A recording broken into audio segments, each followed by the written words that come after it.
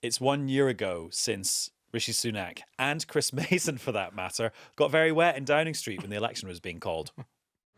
Earlier today, I spoke with His Majesty the King to request the dissolution of Parliament. The King has granted this request, and we will have a general election on the 4th of July. What sort of has most surprised you about the intervening 364 days? How long it took my suit to dry out. And your underwear. And that was That was it. the main topic that day. I was in possession as a result of this moment, Leila and Faisal, of a Newscast branded pair of pants. Good to know. Which is still rattling around in my drawer. Anyway, now if we look at a more kind of like substantive TMI. view of the last year. TMI.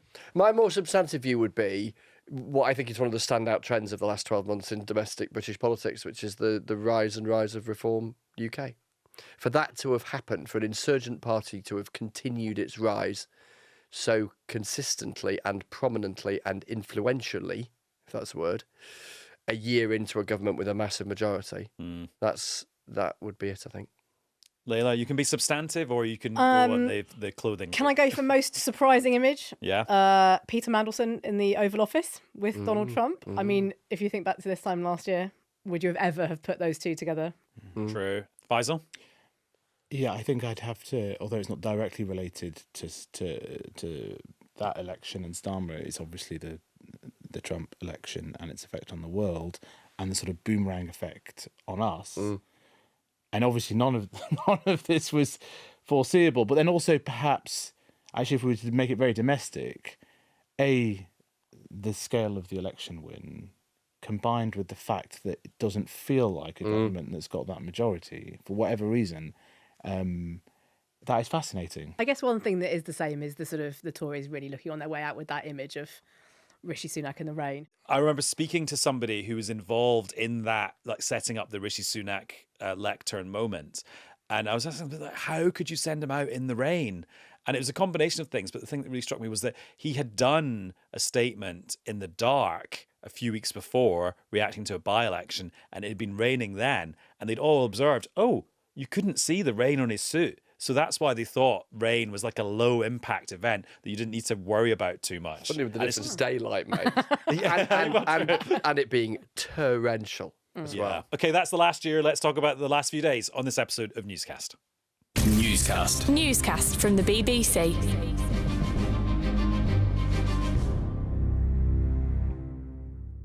Hello, it's Adam in the Newscast studio. And Chris in the Newscast studio. Faisal also in the Newscast studio.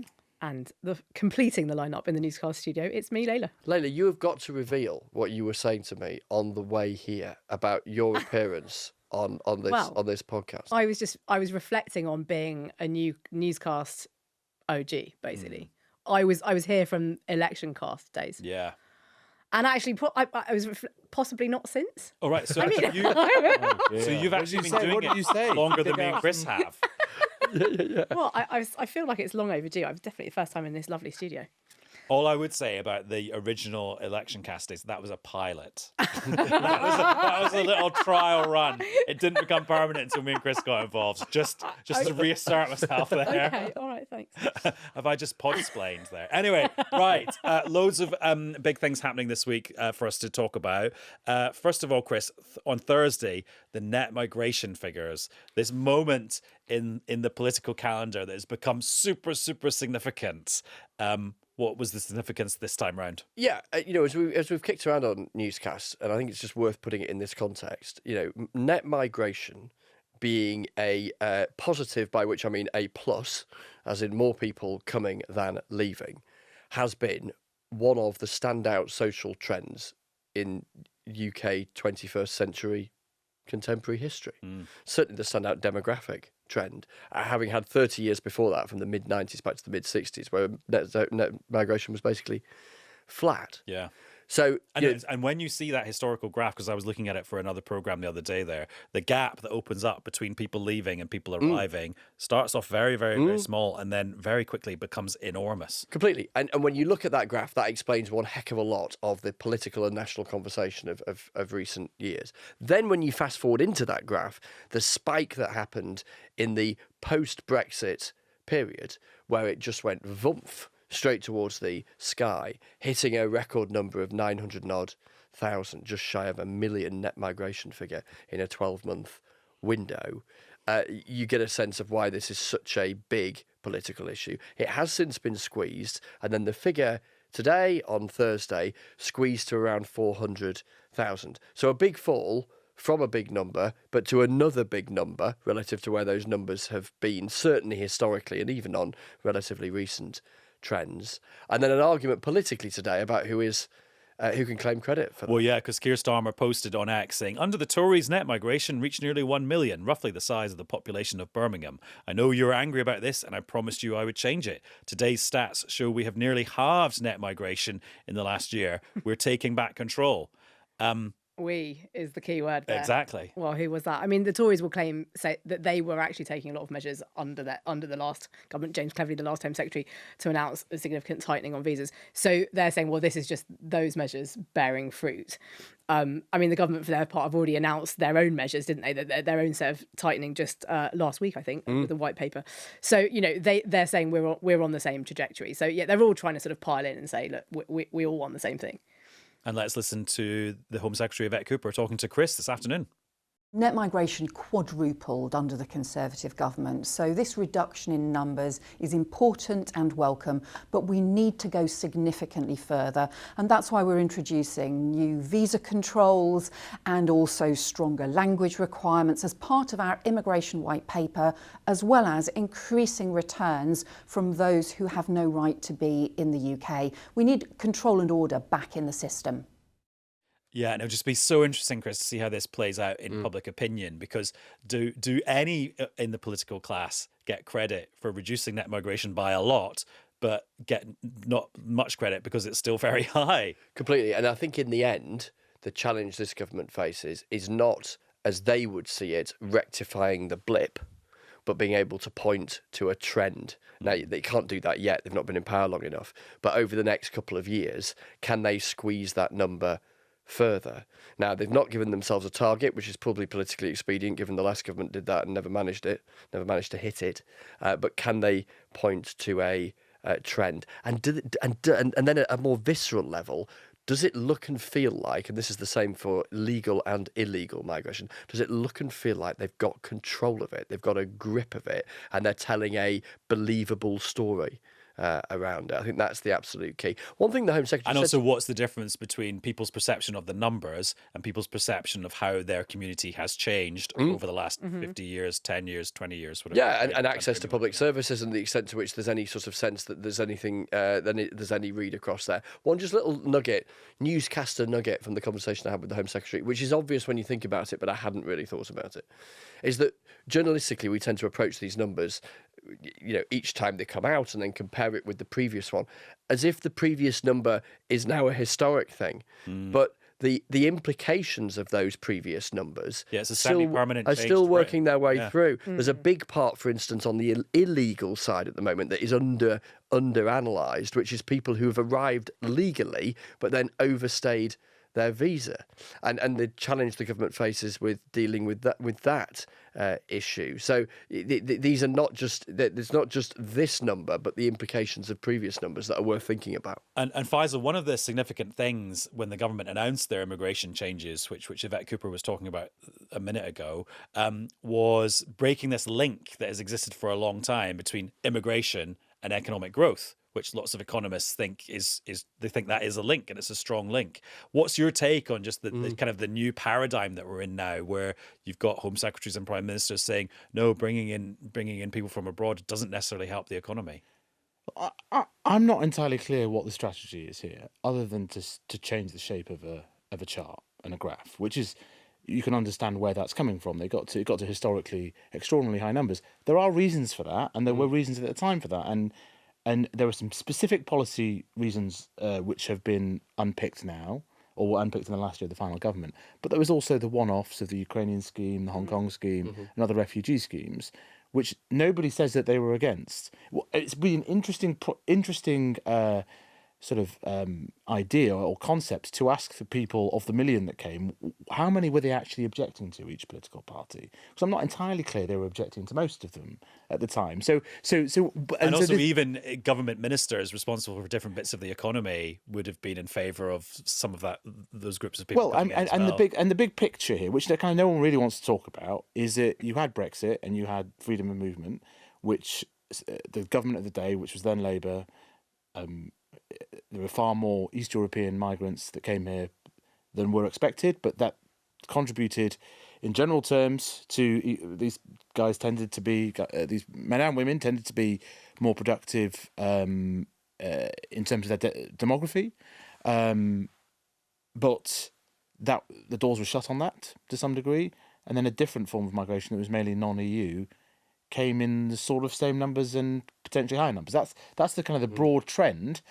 And then with this government, they want to get it down. I mean, that's sort of like I've never entirely clear what that means, because obviously if you're at 1 million, it would be extraordinary if it didn't go down. Right? And that's why I think the trend from now is right. How they will ultimately, or I think how they're going to judge themselves, really. Can they point to, given they're not putting a figure on where they want to get to, can they point to it over time heading as they would see it in the right direction? And what about Keir Starmer's assertion that basically the theory that immigration adds to economic growth has been tried and tested over the last few years at record high immigration levels, but record low growth levels?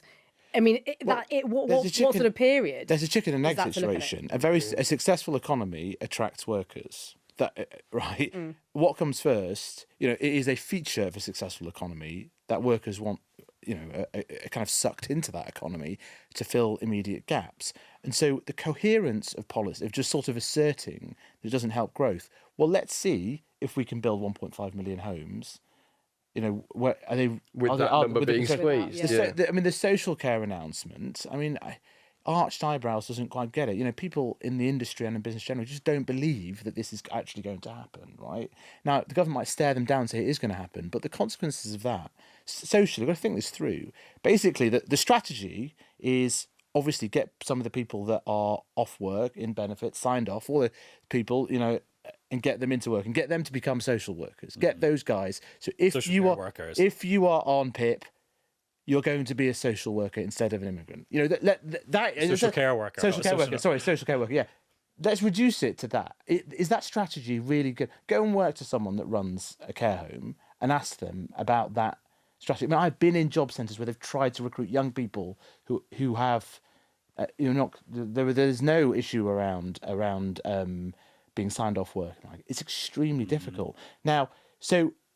And I've also heard this story from successive work and pension secretary. We're going to get young Brits to do these jobs. I remember as a young political correspondent every week being called up by Eric Pickles, the then community secretary, to come and visit his curry college he'd set up, which was to train British people to work in Indian restaurants. Yes. And it's like, how did that do for the immigration numbers from India? They went through the roof. I do. Obviously, it's much better idea to get people who are inactive into these vacancies, and to some degree, maybe to a large degree, if you rely on them being filled by workers from abroad, it's never going to end. But everybody wants this, but it doesn't happen, and it doesn't happen not just because of the migration numbers.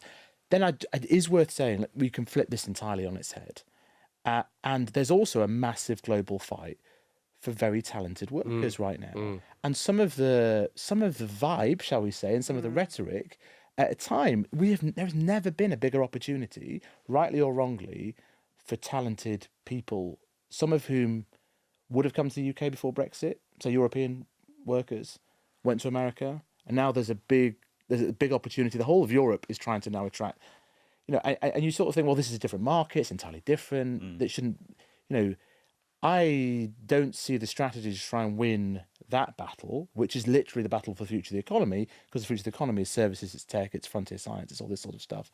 So, they seem to just basically want to bend the arc of a chart.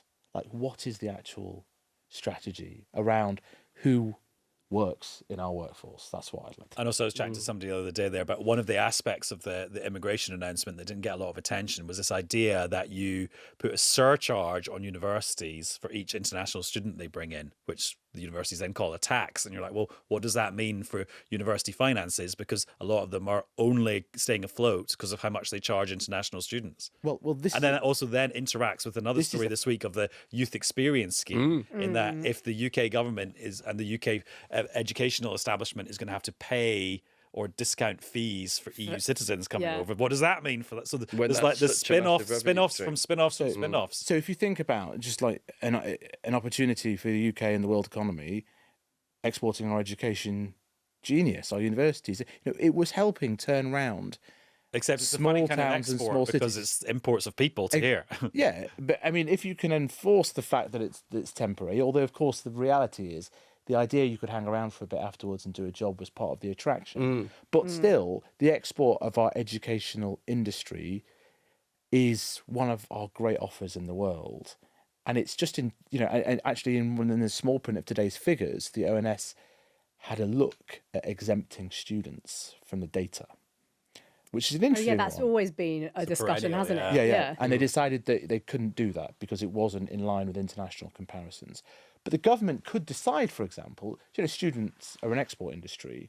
It's a totally different thing. It provides growth in smaller. It's quite difficult to get this growth in some of the small towns that have deindustrialised, but you can if you get a university. But they don't have this is the point. They don't have the confidence to make arguments like that just because it affects that chart. That I think is quite interesting. What is the boundary of where? What argument would they be willing to make in favour of some types of things? Not even, is it really immigration? A student going to a university paying fees? But then good luck to them sort of drawing up a chart with a giant asterisk that says, well, the number that says but small caveat X, but is it 100,000 or whatever? Is it the chart that's the problem? I mean, I suppose is it or is it the?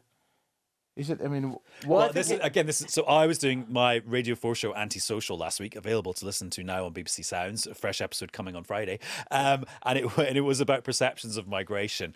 And I'd sort of forgotten that the significance of the political significance of David Cameron in 2010 saying we will get net migration down to the tens of thousands was that he was then judged on missing that target. But the real long-term significance of him making that pledge was that the conversation became about the number of net migration, which actually before that the conversation hadn't really been about that. Sure, but the reason and so you could have a conversation, and it's back to what we were saying earlier on about if the conversation is actually about how communities feel or how the pressure on public services and how public services are performing, then that's different from that opens up a whole different conversation. Sure, but they're connected, aren't they? Because that you saw that crossover point in 1994 when that net migration became a plus sign number.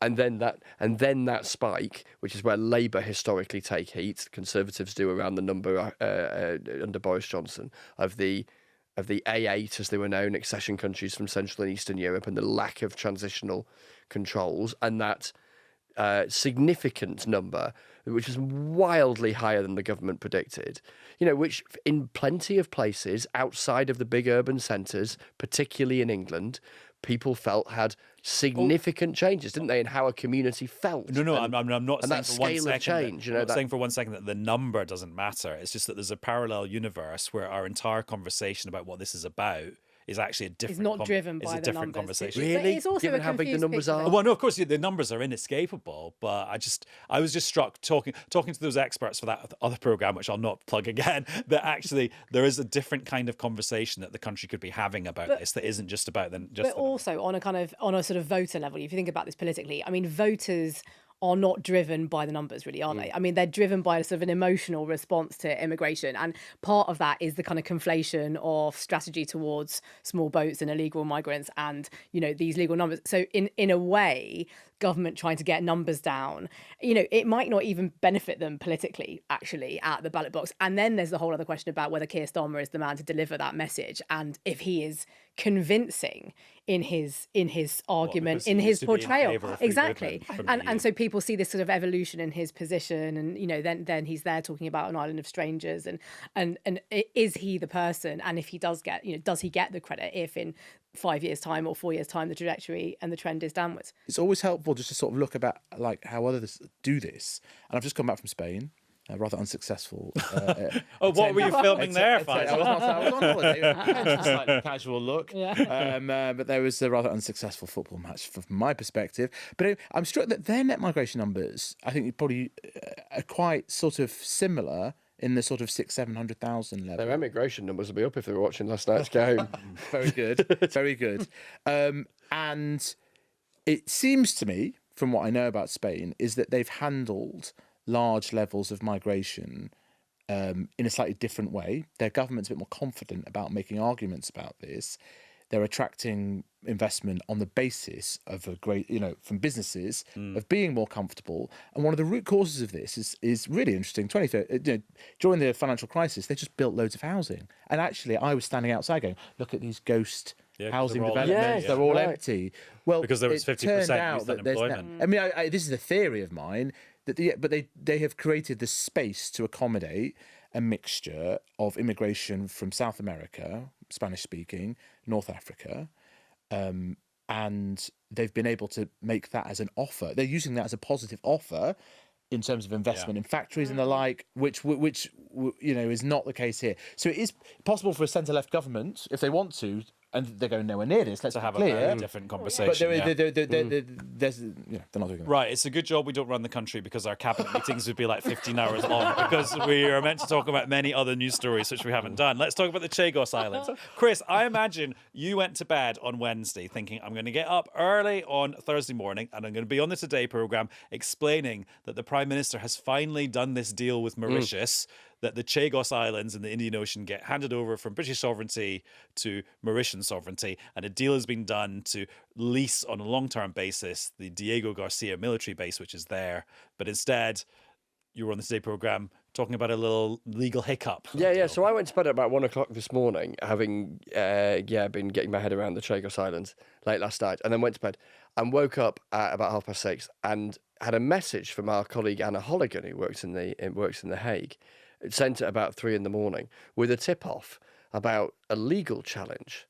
And I thought, that's interesting. And I hadn't realised Anna had followed this story. So my sleep-deprived brain is trying to work out, hang on a minute, Indian Ocean, correspondent in the Netherlands, a tip-off involving a name that I didn't recognise.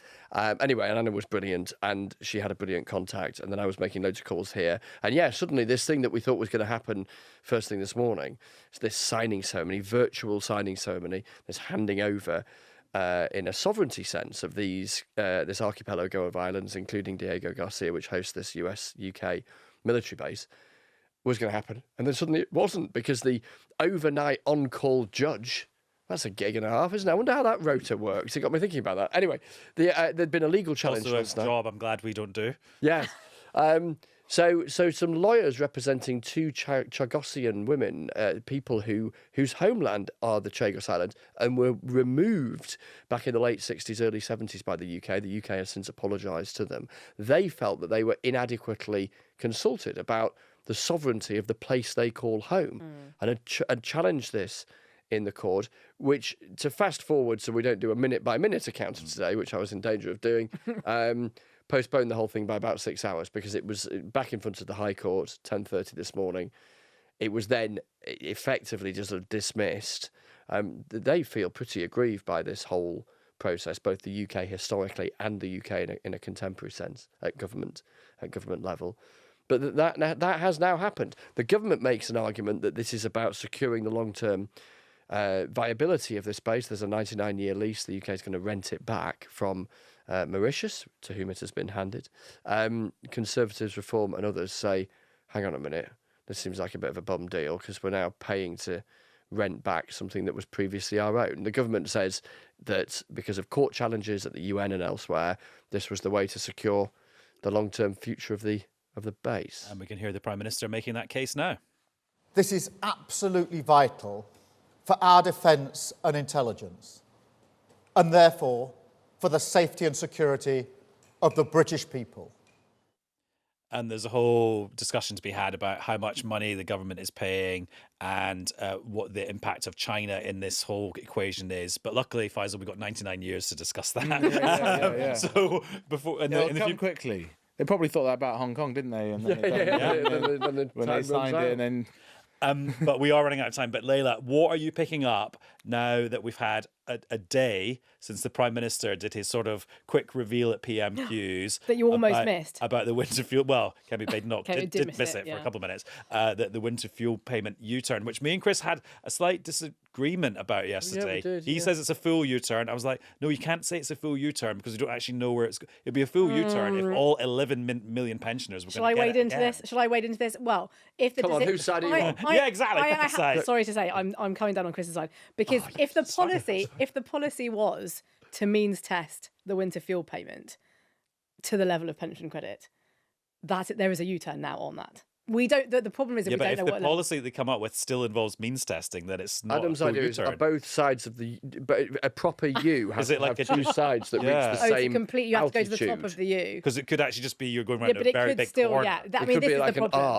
R. Well, this is the problem, and actually, no one can really make. I mean, even Labour MPs can't really make a full They assessment. could also make the pension credit more generous as well, which Yeah. they would, In the round. I mean, again, undoing some of the savings that we're trying to make. I mean, I think in terms of, I think until you get the full details of how much of a U-turn is going to be when it's actually going to kick in a way, you've sort of raised more questions in everyone's minds, including Labour MPs, about what the purpose of this was. And I guess in some of their eyes, it looks a little bit hastily announced because we don't have the full details of it. And they're not going to be able to tell their constituents who've been badgering them about it that they are definitely going to get their payment back. So it hasn't solved the problem. I guess it also has an insincerity problem, doesn't it, in terms of, or something that looks a bit sort of politically expedient and therefore, again, not sincere. And also it wasn't really presented in a way of, I hold my hands up, we made the wrong choice. It was like, oh, conveniently the economy has turned a corner and is only allowing us to do this one U-turn. And it was interesting, Chris, when we were recording Wednesday's episode of Newscast, where we ended on a note of harmony, I should say. We did. Just We minor patched disagreement things up. at the beginning. You'd been saying, oh, the huge big question here is like, how quickly do you do this? Because like winter will come around quite soon, and there's stuff that has to be done and put in place for this to work. And then as I left the Newscast studio, I saw Gordon Brown had done an interview saying exactly that, basically putting that problem for Keir Starmer in massive like neon lights. Yeah, I still can't see how they can get to the budget without having answered at least the this winter question, even if they're still scrabbling around trying to work out how this new threshold works. And Faisal, my theory yesterday was, okay, the speculation about the budget has now started and will be on a daily basis. And that's kind of like 3 months earlier than it would normally be for an event that's in October or November. Well, we've got a fiscal event coming up if your appetite is review. whetted. Yes. Well, that's no, not a fiscal- not they- according to number 10. They said that's not a fiscal yeah, event. that was specifically. No definitions, apparently. Yeah. Right, it's definitely a fiscal event by anyone's definition. Oh, It's an event and it's highly fiscal. I mean, it's an all about event which is fiscal. Fiscal is about raising What taxes about as well, isn't it? as opposed to spending? them? Is this what they're saying? Yeah. I've never heard That was Okay. categorically. Well, I'm calling it. And well, let's consult the BBC style guide. And Yeah, that's no. gonna- Yeah. I remember we had this. Because you could have the a mini budget that didn't change the mini taxes. budget. The mini budget was. I mean, the then government were quite keen that we didn't call it a mini budget, and they wanted us to call it whatever it was called. The spring. Oh yeah, the autumn, Oh, yeah. whatever. Yeah. I feel we've cleared up a lot of things, maybe made some things less clear. But there's one thing we definitely need to clear up, some misinformation that is out there, Chris Mason. Oh really? It's being reported that you have a pencil case. Oh yes, this esteemed. We don't need to go into too much detail here, but- The esteemed outfit Pop Bitch, which is a gossip brought email. to my attention that I happen to feature. Hmm. So it mentions that I have a rucksack, including the branding of a particular tea brand, which is true. But That's it also said I had a pencil case, which I don't think I even had a pencil case when I was at primary school. I was sort of, let's see if I can find it. Do you call it some sort of pouch? Is it a pouch? Unless Is it your some travel sort of highlighter. poly Yeah, and pouch or a something? biro. At least you haven't chewed the end of that. Well, not yet. Right. Thanks, Faisal. Great to be here. Thanks, Chris. Thank you. And thanks for visiting us, Leila. Come Oh, again. good to be here. Thank you for Back having on me. again in 2032. I won't get you to turn out your In the pockets like he's just done. And I should have said the official reason I was in Spain was to test out the e-gates, obviously. Okay. Yeah. Oh yes. The already functioning e-gates. They were already A whole other kettle of fish. Right. Thanks for watching this episode of Newscast. There'll be another one very soon. Bye-bye. Bye. Newscast. Newscast from the BBC.